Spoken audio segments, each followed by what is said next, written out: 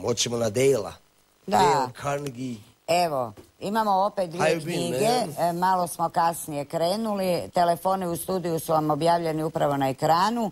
Dvije knjige za poklon, prva dva koja se jave na telefon ili dvije mogu dobiti ovu knjigu na poklon. Radi se o čemu, Kruno?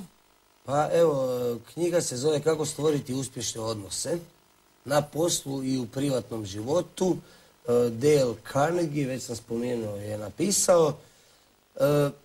Kaže ovako, ja ću poslužiti ovom kratkom informacijom, da neki ljudi imaju šarm kojemu je teško odoljeti. Zgodno je napisano. Takve osobe zrače specifičnom vrstom privlačnosti koja vas naprosto tjera da s njima stupite u interakciju. No, međutim, ono što mislim da je bitno i što se želi ovdje naglasiti je da takve osobine nisu urođene i da nisu svojstvene tek nekom malom broju ljudi, nego da je takve sposobnosti, taj jedan osobni magnetizam, šarm, moguće steći, a kao rezultat bi došli upravo ovi navedeni uspješni odnosi i u privatnom i u poslovnom životu. Znači, radi se o jednoj knjizi koja nas opet na jedan vrlo konkretan način želi poučiti kako stvoriti uspješne odnose, čak i ako možda nismo toliko takvi šarmeri, toliko talentirani rođenjem za te stvari. Znači, radi se opet o jednom učenju, u izdanju VBZ-a, ako si spomenuo. Tako je, da, to nisam. Tako da, evo, to su te dvije knjige koje poklanjamo. Prva dva gledatelja koja nas zovu ili dvije. Doge na poklon. Knjige na odlično. Evo, upravo tako, lijepo kako je stvoriti uvijek uspješne učiti. odnose? Da, tako.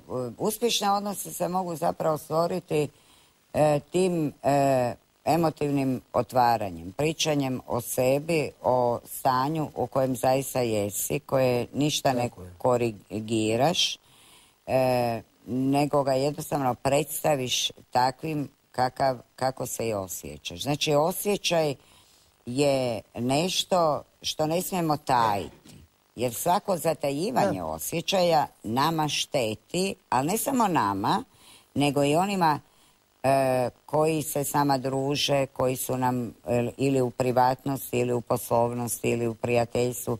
Znači, moramo se jednostavno početi dobro je učiti, naučiti sami sebe. Neke stvari da, ipak mislim da moraju postojati neke granice, jer recimo bijes je jedna od emocija. Strašno negativna I sada emocija. Postoji kontrola bijesa, dakle. Jednako postoji kontrola bivanja u nekakvom sretnom stanju, jer ako se prijeđe, ona se zove euforija, što je pretjerana veselost, što već aludira na neke druge stvari.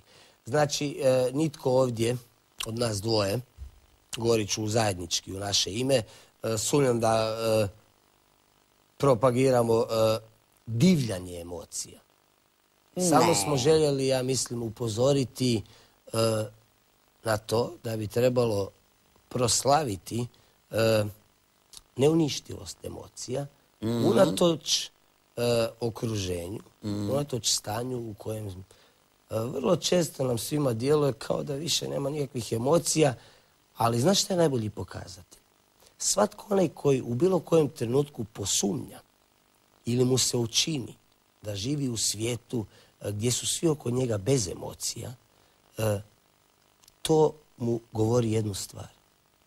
Da je upravo u tom trenutku kada je posumnjao da je tako, kada se toga pobojao, upotrijebio svoju emociju. Sigurno. I to je možda zadnji vlak za izvlačenje naših emocija iz nas samih.